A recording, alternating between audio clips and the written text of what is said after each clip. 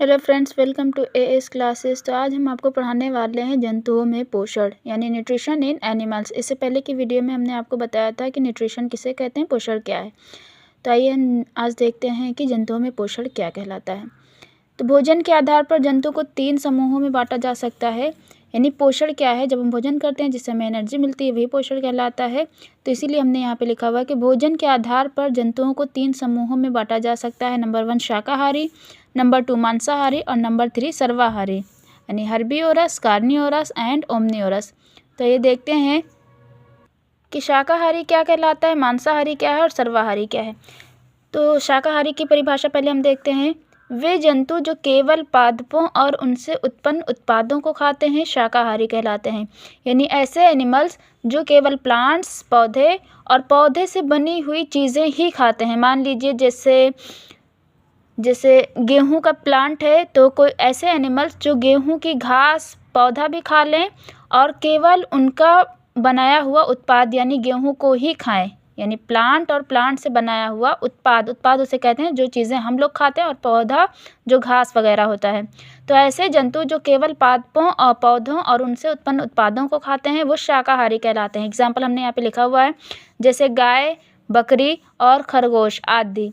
गाय आपने देखा होगा वो केवल घास खाती है। बकरी भी केवल घास या पौधों से बने हुए उत्पाद अनाज भी खा लेती है। खरगोश भी पौधा गाजर वगैरह खाता है।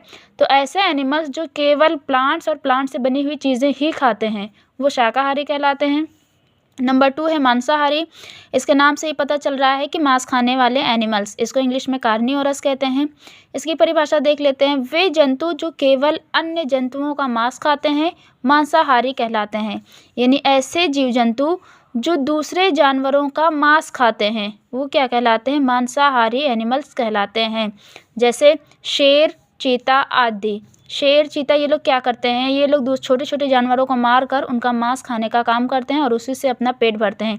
इसलिए ऐसे जानवरों को जो दूसरों का मांस खाते हैं और उसके अलावा कुछ भी नहीं खाएंगे, ये प्लांट और प्लांट से बनी हुई चीज़ें भी नहीं खाते, ये केवल मांस खाने का काम करते हैं, तो इन्हें क्या कहा जाता है, मांसाहारी। नंबर 3 है आपका सर्वाहारी, ओमनिवोरस। वे जंतु जो पादप तथा जंतुओं दोनों को खाते हैं सर्वाहारी कहलाते हैं। यानी ऐसे एनिमल्स या ऐसा जीव जो प्लांट से बनी हुई चीज़ें भी खाता है और मांस मच्छी भी खाता है, ये दोनों चीज़ें खाने का काम करता है, वो क्या कहलाता है, वो सर्वाहारी यानी ओमनिवोरस कहलाता है।